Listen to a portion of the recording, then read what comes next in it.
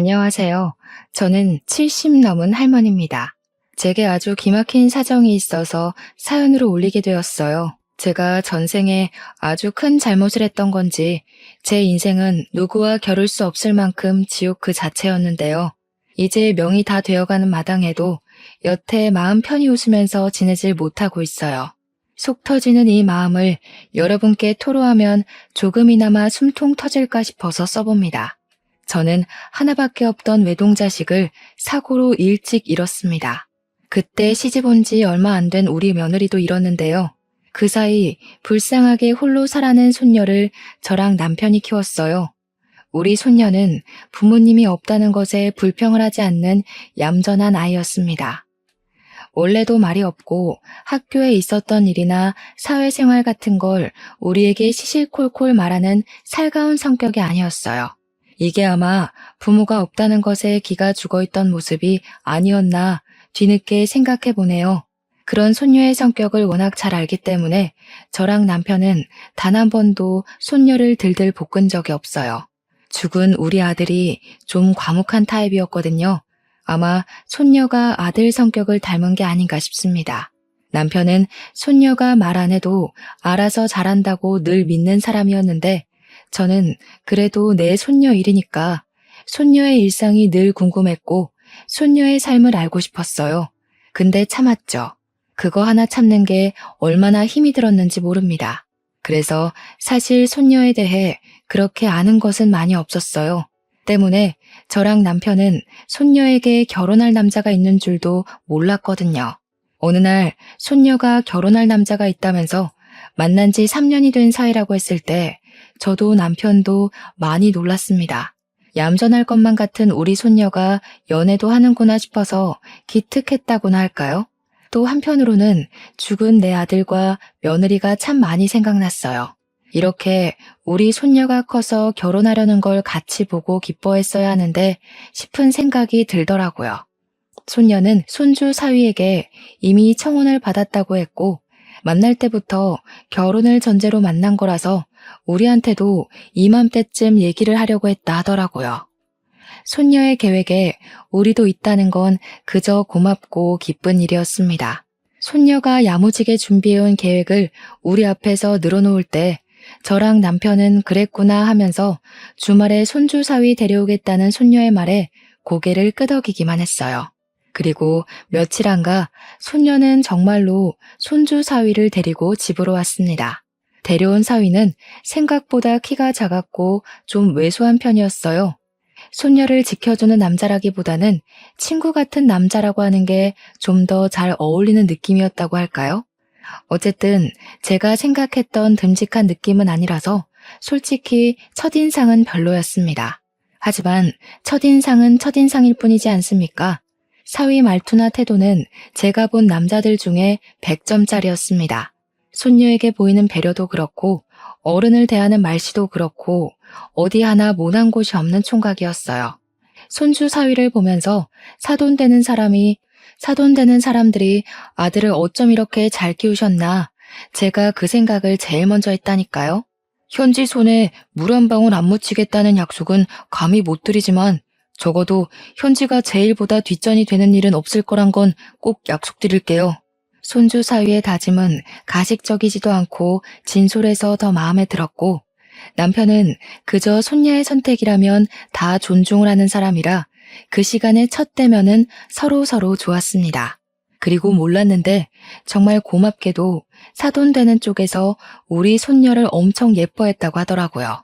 우리 손녀한테 첫 만남에 금팔찌를 해줬다는데 저랑 남편도 손주 사위에게 뭐 하나 안 해줄 수 없어서 다음날 전자기업에서 일을 하고 있는 손주 사위를 위해 비싼 시계를 하나 선물해 줬습니다.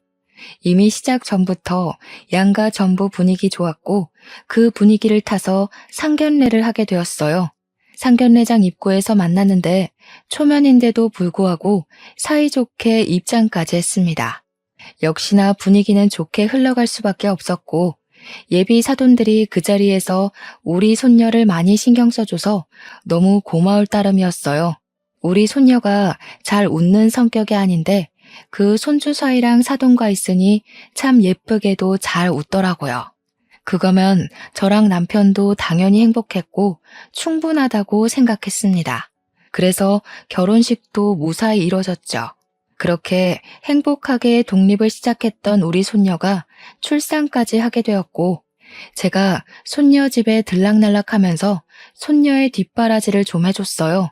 마냥 아기 같던 손녀가 아기를 낳았다고 하니 걱정되는 게 이만저만이 아니었거든요. 손주 사위도 워낙 일로 바쁘니까 혼자 있는 손녀는 제가 챙기는 게 여러모로 도움될 것 같았어요. 그래서 손녀에게 한약도 지어가고 밥도 챙겨가고 그랬죠. 물론 손주 사이 것까지 말이죠. 그렇게 아무 걱정 없이 10년 정도가 흘렀습니다. 그동안 증손자는 어느 정도 커서 의젓한 초등학생이 되었고, 손녀는 초등학교 아이의 학부모가 되었다 보니 아무래도 연락이 뜸해졌어요. 그땐 그냥 학부모로서 바쁠 수밖에 없으니 당연히 이해를 했었죠. 그런데 어느 날 웬 청천벽력 같은 소식이 제게 들려왔습니다. 무소식은 희소식이라던데 제가 받은 간만의 손녀 소식은 우리 이쁜 손녀가 뇌사 상태라는 병원의 연락이었어요. 너무 놀라서 병원으로 바로 갔는데 손주 사위 말로는 제 손녀가 뺑소니로 사고가 나서 식물인간 되었다고 하더라고요. 어떻게 이런 일이 있을 수가 있는지 손발이 너무 떨렸습니다. 손녀 엄마 아빠도 교통사고로 죽었거든요. 그런데 손녀마저 교통사고로 몸져 누워있는 모습을 보니 너무 겁이 났어요. 꼼짝 않고 누워있는 손녀 손을 잡고서 손녀 이름을 부르고 할머니 왔다고 인사를 하면서 얼마나 울었는지 모릅니다. 그날로 제 집은 손녀가 있는 병실이 되었어요. 남편이 지내기엔 여자 병실이라서 남편은 잠만 집에서 자고 병실로 출퇴근했습니다. 정말 손녀를 지극정성으로 간병을 했지만 의사 말로는 의식을 찾을 확률 적고 찾더라도 평생 장애를 갖고 살아야 될 거라고 하더군요. 그럼에도 저는 성심성의껏 손녀를 보살피며 언젠가는 다시 웃으면서 할머니 해주길 바랬습니다. 죽은 아들과 며느리한테도 우리 손녀 좀 지켜달라고 살려달라고 무수히 빌었죠. 그렇게 시간이 좀 지나고 나니까 문득 깜빡하고 있던 증손자가 생각이 났는데요. 저는 손주 사위한테 전화를 해서 증손자는 엄마 없이 요즘 어떻게 지내냐고, 밥은 챙겨 먹고 학교 가냐고 소식을 물었습니다. 다행히도 증손자는 사돈댁에서 봐주고 있다고 하더라고요. 그런데 말입니다. 당시 초에는 정신이 없어서 잘 몰랐는데 나중에 생각해보니 사돈댁은 우리 손녀가 이렇게 됐는데 전화 한 통 없는 게 이상했어요. 사돈들한테 전화를 해봐도 전화를 받지도 않더라고요. 처음엔 두 분이 다 바빠서 그런 줄로만 알았습니다. 그런데 며칠이 지나도 연락이 안 되길래 저는 결국 남편한테 손녀를 맡기고 손녀 집을 찾아갔어요. 그리고 거기서 손주 사위의 불륜을 목격하고 말았습니다. 손주 사위는 제가 온 것에 놀라 허겁지겁 정리해서 나왔지만 저는 이미 신발장에 있는 여자 구두를 보았고 그걸 본 이상 의심을 안 할 수가 없어서 집 안으로 밀고 들어갔어요. 정말 어처구니 없게도 제 의심이 들어맞더군요. 손주 사위가 딴 아가씨랑 저녁 먹고 있는 자리를 봐버렸지 뭡니까. 손주 사위가 당황해하며 해명하려고 하길래 저는 바로 귀싸대기를 날렸어요. 자네 지금 제정신인가? 내 손녀가 사고 나서 누워있는데 어떻게 이런 짓을 벌일 수가 있어? 자네 마누라가 하루 이틀 고비를 넘기고 있는데 이러고 있다는 게 말이 돼? 여자가 보는 앞에서 제게 뺨 맞은 손주 사위는 그게 그렇게 기분 나쁘고 자존심 상했나 보더라고요. 다짜고짜 대답도 없이 저를 끌고 집 밖으로 내쫓아버리는 거 아니겠습니까? 상황 잘 아셨으면 현지 도장이나 갖고 오세요.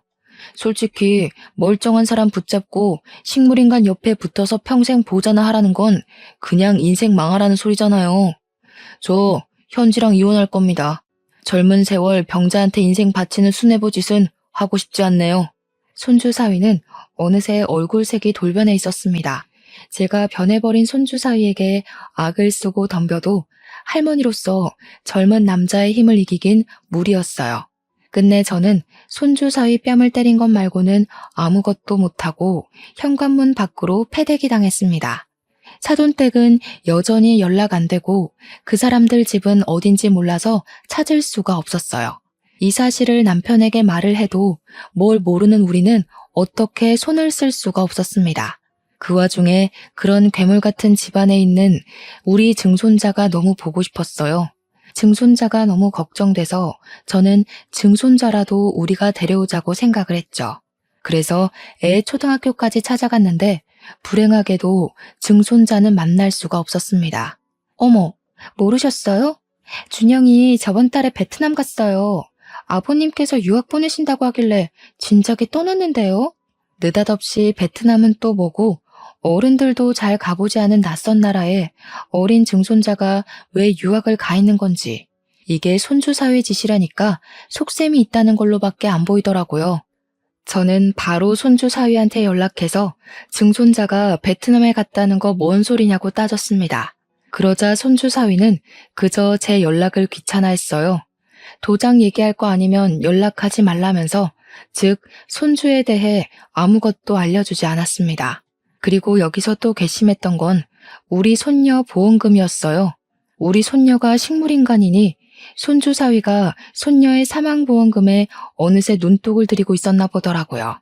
만약에 손녀가 이대로 죽어버리면 법정 상속인에게로 보험금이 넘어가는데 그게 배우자와 자녀에게 분할해서 넘어가도록 되어 있다고 하대요. 손주 사위는 저희가 손쓰기 전에 이미 자기 혼자 사망보험금을 다 챙겨 먹으려고 꼼수를 부리고 있었습니다. 상속인 전원이 동의하지 않는다며 일부러 지급을 미루고 있다가 증손자를 해외로 빼돌리고 나서 자기 혼자 보험금을 다 타먹으려고 미리 대기하고 있던 중이더라고요. 어쩜 까도 쓰레기 같은 면모가 계속 나오는지 몰라요. 제가 몇 번이나 손주 사위 집을 찾아가서 따져봤지만 저만 주민신고 당할 뿐이었어요. 행복했으면 좋겠다고 멀리서 응원했던 우리 손녀의 결혼인데 손녀가 이렇게 망가진 걸로 모자라 손녀를 그렇게 사랑하던 손주 사위는 이 사실을 몰라라 하고 사돈은 연락도 안 되고 돈은 돈대로 못 받고 증손자도 못 보고 제겐 자식과 며느리를 잃었을 때보다 더 큰 지옥의 시간이었습니다. 그러나 역시 별 수가 없어서 손 놓고만 있어야 했어요. 변호사를 알아보려고 해도 상간소송 말고는 손주 사위에게서 법에 걸리는 게 딱히 없다는 답변만 들었습니다. 내 손녀를 이렇게 망쳐놓은 인간에게 아무것도 할 수가 없다니 얼마나 속이 터졌는지 모릅니다. 그래서 저는 아무런 소용없는 짓이라도 우리는 불쌍한 손녀의 억울한 사정을 조금이나마 풀어주기 위해 늘 손주 사위집 주변을 맴돌았어요. 그 덕분에 알게 된 새로운 소식이 있었는데요. 손주 사위한테 재혼할 아가씨가 있다는 걸 목격했지 뭡니까. 지난날 손녀 집을 찾아갔다가 본 여자는 아니었어요. 새로운 여자였는데 우리 손녀처럼 청초하고 순해 보이는 아가씨였습니다. 그러거나 말거나 정말 이 또한 기가 막히지 않습니까? 우리 손녀랑 이혼을 한 것도 아니고 누구는 인생 망가져서 죽을 둥 살둥하고 있는데 저놈은 새 장가갈 준비를 하고 있다뇨. 그때부터 더한 악에 바친 저는 손주 사이가 아닌 그 아가씨를 뒤를 쫓아고 생각을 했어요. 그러다가 아가씨가 어디 살고 있는지를 알게 되었죠. 남편이랑 같이 고민 끝에 그 아가씨 집을 찾아갔습니다. 용기 있게 아가씨 집을 찾아갔지만 도덕적인 방법이 아니란 걸 알기에 차마 몹쓸 짓 하는 건가 싶어 망설이게 되었어요. 그런데 그때 아가씨 엄마로 보이는 사람이 우리 보고 누구냐고 물으며 다가오더라고요. 어쩔 수 없는 상황에서 저랑 남편은 용기를 냈고 그분에게 할 말이 있어 찾아왔다고 일렀습니다. 아가씨 엄마는 흔쾌히 우리를 집으로 안내해 주었어요. 우리가 유독 안절부절 못하면서 한숨을 몇 번씩이나 쉬자 따뜻한 차까지 대접해 줬습니다. 느낌상으로도 너무 좋은 사람들인 걸 알겠더라고요. 이렇게 좋은 사람들이 그 괴물 같은 집과 연이 닿아서 저희와 마찬가지로 지옥을 경험하게 하고 싶지 않았어요. 반드시 손주 사위의 새 장가를 망쳐놓겠다 마음을 먹었죠. 그런데 하필 그때 아가씨한테서 아가씨 엄마에게 전화가 왔는데요. 저희가 있으니까 아가씨 엄마가 전화를 빨리 끊더라고요. 딸인가 봐요. 목소리가 곱고 예쁘던데 얼마나 애지중지 키우셨을까. 아직 한 집에서 같이 살고 있나 보죠? 아, 예. 딸이 이번에 결혼하는데 결혼 준비가 워낙 체력 딸리는 일이라 약을 좀 지었거든요. 근데 딸이 야근이라 못 온다네요. 사위가 대신 약 받으러 온다는 연락이에요. 손주 사위 얘기가 나오자 제 눈에서 의도치 않게 눈물이 터졌습니다. 그러자 당황한 아가씨 부모가 제게 휴지를 챙겨주었어요. 그리곤 그제야 제 안색이 내내 안 좋아 보였다고 이 집을 기웃거리고 있던 이유를 묻더군요. 남의 집 함부로 엿본 건 죄송합니다. 저희가 사정이 있는데 이 집에 연락을 할 방법은 없고 너무 급한 마음에 직접 집을 알아보게 됐어요. 다름이 아니라 혹시 사위 될 사람 이름이 김동근 씨 맞습니까? 어머, 우리 사위를 어떻게 하셨어요? 저희 사위랑 아는 사이세요? 사위한테서 조부모님이 있다는 얘기는 못 들었는데. 일단 저희가 집을 제대로 찾은 건 맞았어요. 그리고 남편이 곧장 손주 사위를 정말 좋게 보고 있는 아가씨 부모에게 손주 사위의 실체를 입을 열려고 했죠. 그런데 그때 또 한 번 전화가 울렸고 아가씨의 엄마는 발신인을 보더니 우리한테 양해를 구했어요. 장모님, 저 5분 뒤에 도착해요. 정연이가 같이 못 오게 돼서 한약 받으러 저 혼자 가는 중이거든요. 말씀 들으셨죠? 그래, 알고 있어. 그런데 지금 자네 조부모 되시는 분들이 아무래도 아가씨 엄마가 우릴 손주 사위의 조부모로 본 듯했습니다. 그래서 성질머리 더러운 손주 사위에게 지금 상황을 밝히는 건 위험하다고 판단했던 제 남편이 급하게 아가씨 엄마의 휴대폰을 뺏어버렸어요. 그리곤 전화를 황급히 종료했습니다. 따님이랑 그놈이랑 결혼시키지 말란 소리 하러 왔어요. 그놈 제 손녀랑 결혼했던 놈입니다. 우리 손녀가 그놈 때문에 지금 사경을 헤매고 있어요. 아가씨 부모는 당연히 우리가 하는 소리가 느닷없고 당황스러웠을 겁니다. 두 사람 표정이 딱 그렇다고 설명을 해주길래 저희는 더 깊은 설명을 해주고 싶었어요. 그러나 곧 손주 사위가 온다는 사실에 그 녀석과 마주칠까봐 겁이 나서 한시라도 빨리 자리를 떠야 했어요. 저랑 남편은 한 번 더 그들에게 딸내미 결혼시키지 말라고 당부하고는 현관으로 이동을 했습니다.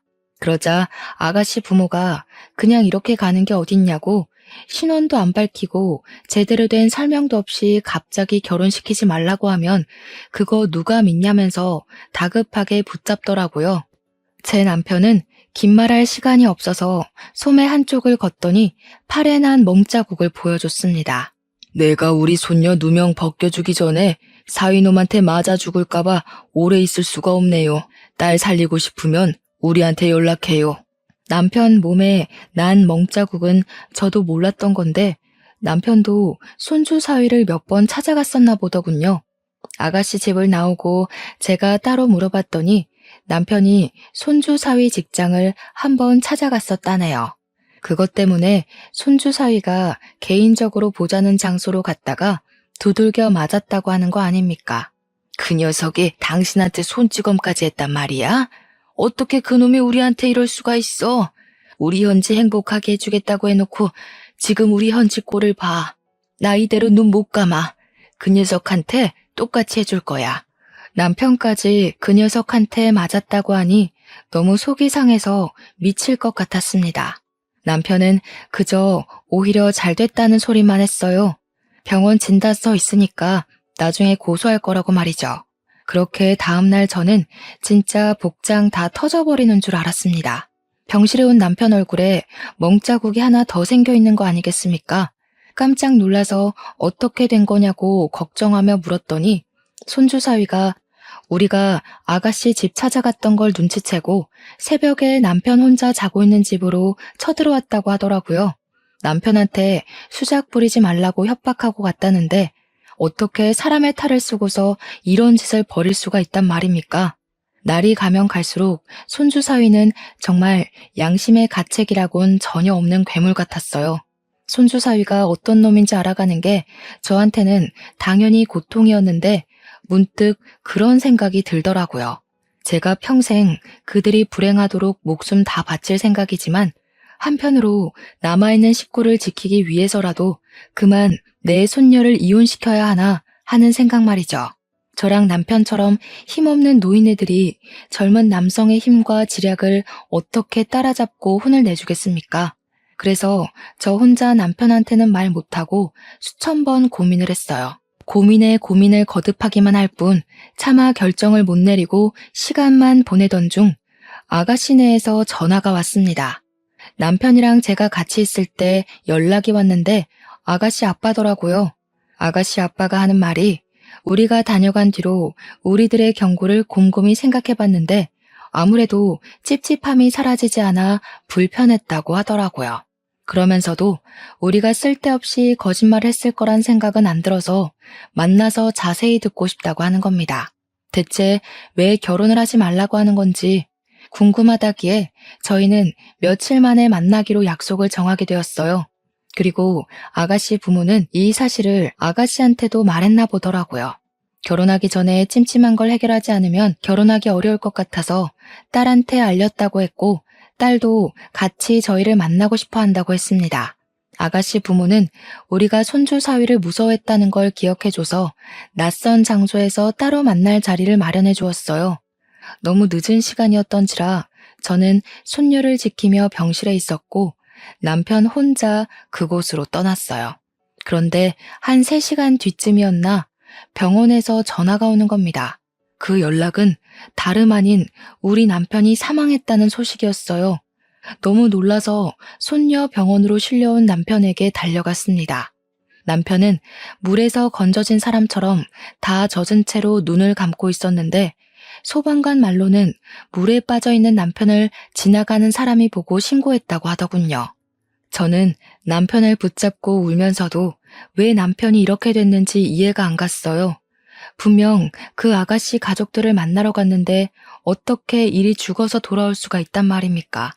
왜 진실을 구하고 정의로 다가갈수록 제 사람들이 망가지고 죽는 걸까요?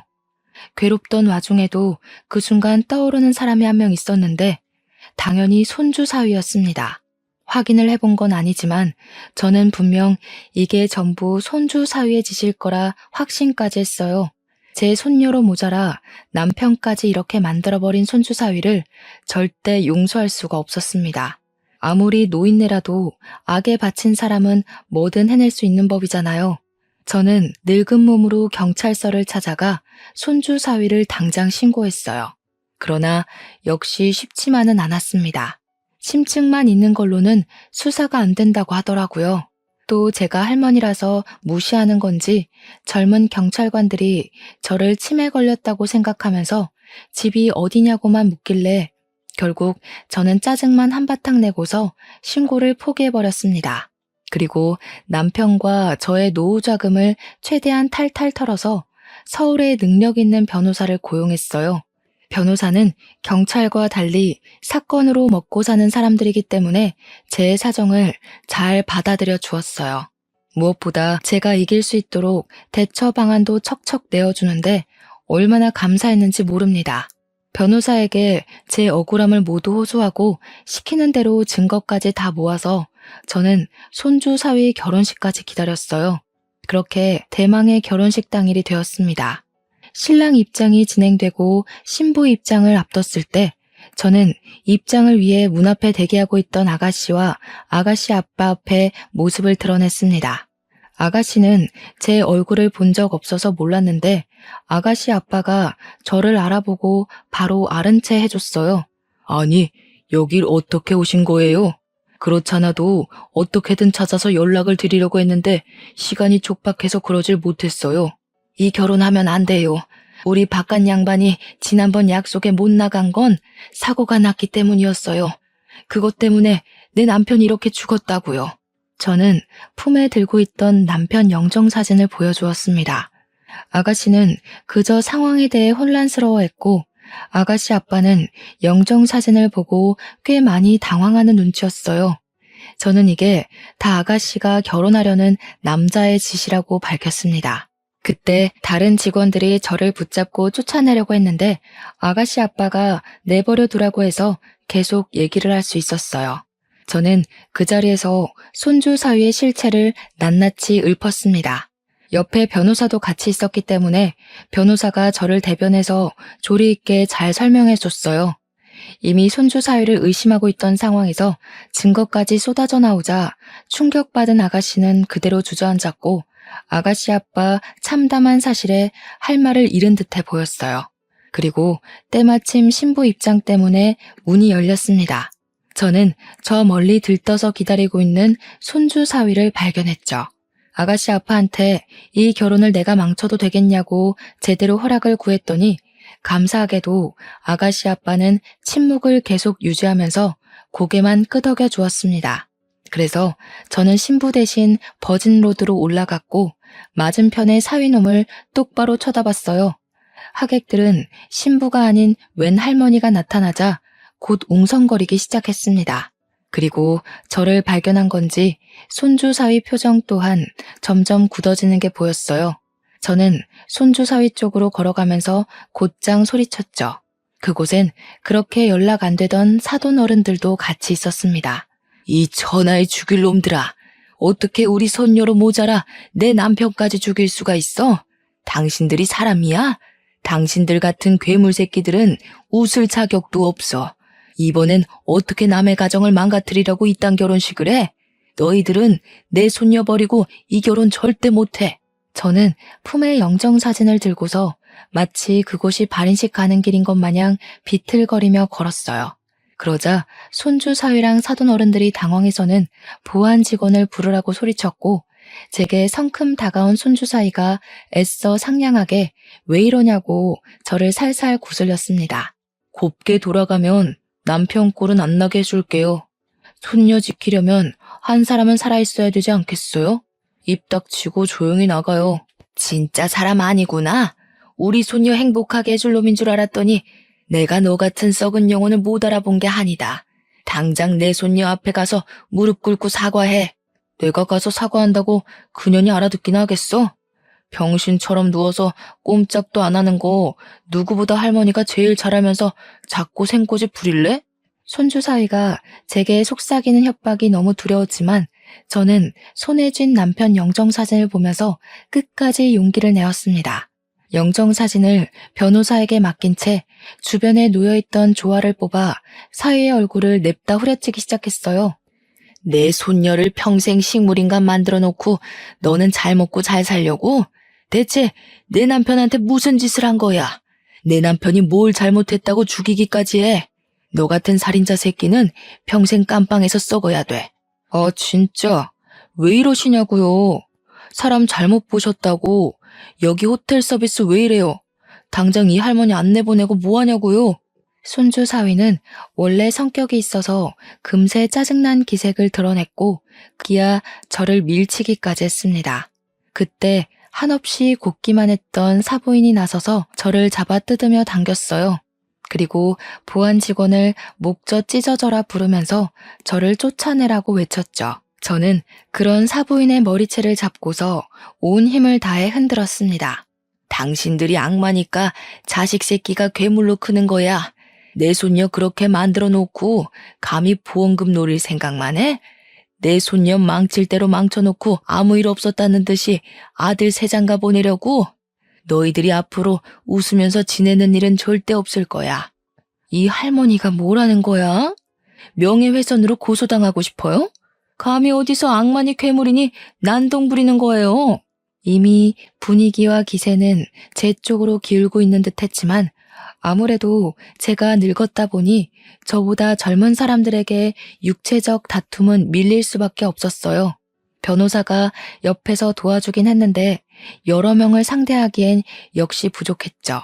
그때 아가씨 엄마가 달려와서 저랑 사부인을 떼어놓았습니다. 그리곤 아가씨 엄마가 사부인한테 으름장을 놓더군요. 무례하게 어르신한테 무슨 짓이에요? 도대체 저희한테 뭘 숨기고 있는 건데요? 우리 딸 인생까지 망가뜨려 놓고 싶었어요? 어떻게 저런 쓰레기 같은 놈을 포장해서 팔 생각을 해요?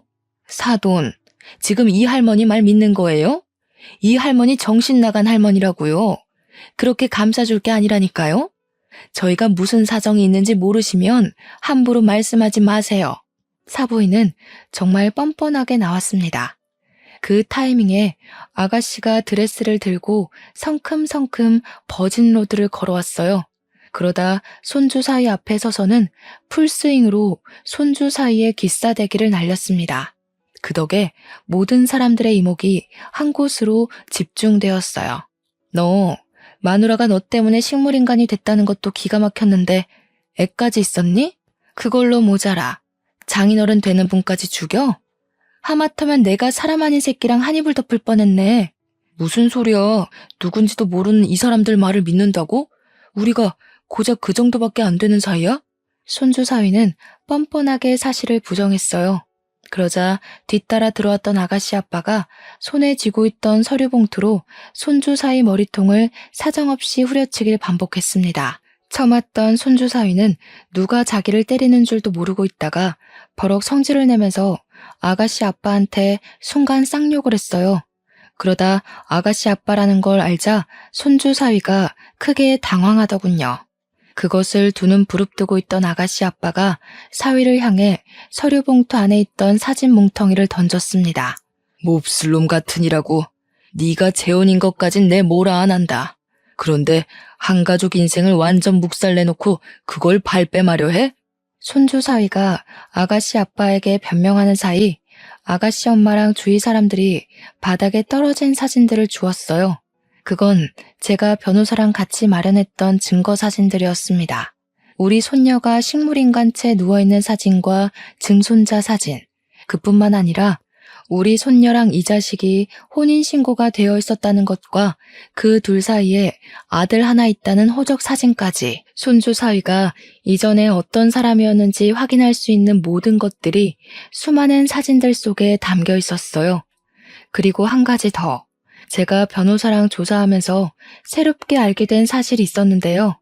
식물인간 된 손녀는 뺑소니로 사고가 난 게 아니라 사실 손주 사위가 바람 피우고 손찌검했던 충격 때문에 탈진에 우울증까지 앓다가 쓰러진 거였더라고요. 뒤늦게 정신을 차리고 깨어난 우리 손녀는 이미 정상이 아니었을 텐데 손주 사위는 그저 우리 손녀가 자신이 바람 피운 사실을 빌미로 위자료를 청구할까봐 대포차를 이용해 CCTV 하나 없는 한적한 산길로 싣고 갔고 뺑소니로 위장하기 위해서 우리 손녀를 들이받아버렸던 겁니다. 이건 엄연한 살인미수 사건이었죠. 변호사가 뺑소니 사고 알아보다가 뭔가 허술한 점이 있어서 자세히 조사를 했더니 밝혀진 사실이라고 했어요. 심지어 이걸 사돈 어른들은 알면서도 우리를 외면했고 아들의 끔찍한 짓을 감싸고 돈 거였어요. 그리고 우리 남편을 처리한 방법도 마찬가지였습니다. 역시나 사위가 자신의 재혼할 여자에게 모든 진실이 폭로될까 두려워서 남편을 죽인 거였어요. 남편 입막음 하려다가 실랑이가 벌어졌고 제 남편을 기절시켜서 차에 태운 뒤 절벽 아래 호수로 떨어뜨린 거였더라고요. 이 사실은 저 또한 모르고 있다가 그 자리에서 들은 사실이었는데요. 아가씨네 아빠가 흥신소에 돈을 맡기고 뒤늦게 알아낸 정보더라고요. 모두 대포차에 CCTV 하나 없는 곳이라 경찰도 제대로 수사해주지 않았는데 아가씨네 아빠가 돈이 꽤 있는 집안이었는지 저 몰래 이렇게 조사를 해줬고 발견한 진실을 결혼식에서 터뜨린 거였어요. 그러니까 결국 아가씨네 또한 이 결혼을 할 생각이 없었던 겁니다. 더 이상 사돈 어른들과 손주 사위가 변명 못하고 있는 꼴을 보고서 저는 웅성거리는 하객들을 향해 마지막으로 울부짖었어요. 이 썩을 놈이 바람 피워서 내 손녀 평생 불구 만들어 놓고 보험금도 훔쳐갔어요. 어떻게 이런 놈이 감옥도 안 가고 새 삶을 살도록 내버려 두겠어요?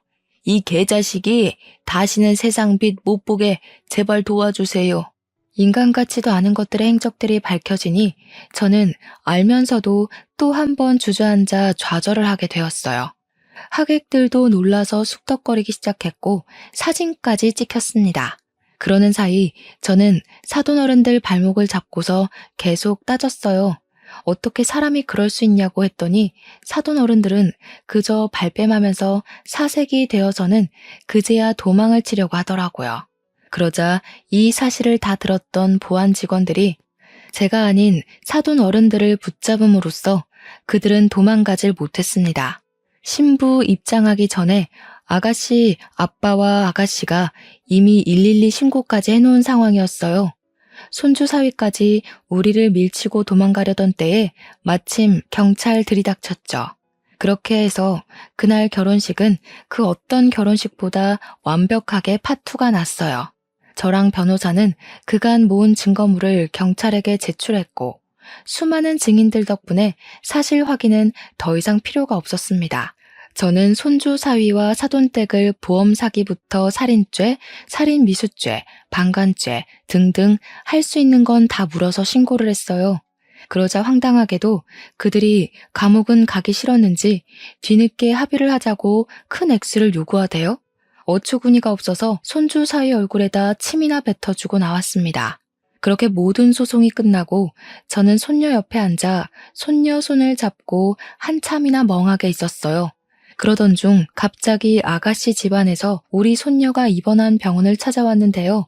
놀라서 어떻게 왔냐고 했더니 당연히 와봐야 된다고 생각했다며 미안하게도 저를 뒷조사 좀 했다고 하더라고요. 그저 스쳐갈 인연이었는데 이렇게 찾아와 주시니 감사하기만 했습니다. 아가씨 가족들은 제 손녀를 보면서 대신 눈물을 흘려주기도 했어요. 아가씨보다 우리 손녀가 더 어린 나이였는데 아가씨 눈에는 우리 손녀가 한창 예쁠 나이인 20대에 침상에만 미동 없이 누워있는 것이 많이 안쓰러워 보였나 봐요. 마음 아프다고 하더군요. 저는 이미 그들이 우리 손녀를 찾아와 준 것만으로도 너무 고마웠는데 아가씨 가족들은 저에게 위로금과 결혼을 막아준 감사한 마음을 담아서 병원비를 건넸어요. 돈을 받을 생각은 없었기에 당황해서 바로 거절했더니 아가씨 아빠가 꾸역꾸역 제 손에 쥐어주더라고요. 아무리 그래도 이 돈은 받을 수가 없어서 저는 대신 다른 부탁 하나 들어줄 수 있냐고 되레 제안을 해버렸습니다. 염치 없는 거 알지만 우리 손녀한테 아들이 하나 있다고 했죠? 이 썩을 놈이 증손자 얼굴 안 보여준다고 협박을 하길래 몰래 찾아가서 보려고 하니까 학교 선생님이 우리 증손자가 유학을 갔다고 하더라고요. 베트남에요.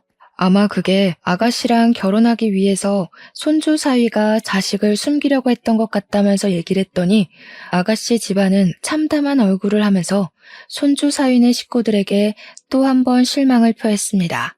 원래 증손자 일도 사실 아가씨네에게 부탁할 생각은 없었거든요. 하도 돈을 주겠다고 하니까 저도 모르게 다른 부탁이 튀어나가 버린 건데 고맙게도 아가씨네 집에서 우리 증손자를 찾아주겠다고 하더라고요. 해외 입양 관련 서류가 있어서 찾는 데는 그리 어렵지 않은 것 같았어요. 그들은 절차를 밟고 금세 한국으로 증손자를 데려와 제게 안겨주었습니다. 제 남편의 죽음을 위해 돈을 써주고 증손자 찾는데 돈을 써주는 아가씨 집안을 보면서 어느 정도 돈이 있는 집안이구나 그렇게 생각하긴 했었는데 알고 보니 그냥 돈이 많은 수준이 아니더라고요. 건물을 5채나 갖고 있는 건물주인 거 아니겠어요? 그 사실을 알고 나니 그 쓰레기 사이놈의 속셈까지 알겠는 거 있죠. 그놈은 건물주 집안 아가씨랑 결혼해서 성공하고 싶었던 게 분명해요. 그런데 제 남편이 자기 출세에 자꾸 방해가 되니까 죽인 게 틀림없습니다. 저는 그 쓰레기 놈을 감옥 갈 수 있게 도와준 것만으로도 고마워서 저는 그들의 배려를 바라지 않았어요. 근데 아가씨 가족들이 자꾸 저를 곤란하게 하더라고요. 자기 귀한 외동딸이 흉악범이랑 결혼할 뻔한 걸 막아줘서 고맙다는 이유로 저한테 우리 손녀 병원비를 계속 내주겠다고 하는 거 아니겠습니까? 제가 그게 부담되고 미안해서 증손자를 찾아달라고 말을 돌렸던 건데 그들은 제게 끝내 병원비를 쥐어주었습니다. 액수가 너무 상당했어요. 우리 손녀가 언제까지 이 상태로 있을지 모르니 그만한 기간만큼 경제적 지원에 구애받지 않도록 신경 써준 액수였습니다. 저는 그들에게 너무 고마워서 눈물을 펑펑 쏟았어요. 남편도 잃고 손녀까지 잃게 생긴 제게 그들은 은인이나 다름없었죠.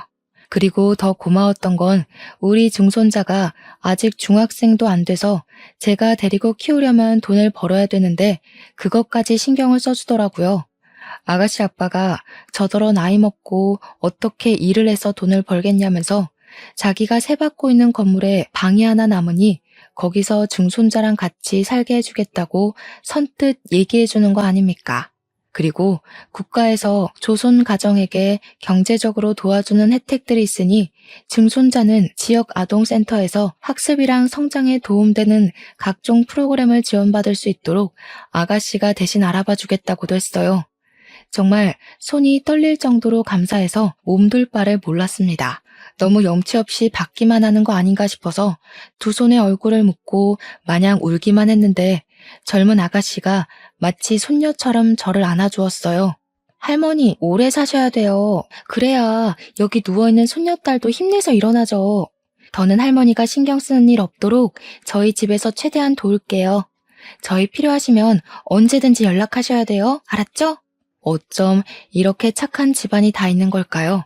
불쌍한 우리 집안을 도와주기 위해 하늘에서 내려온 천사와도 같다고 느꼈습니다. 덕분에 저는 많은 힘을 얻었어요.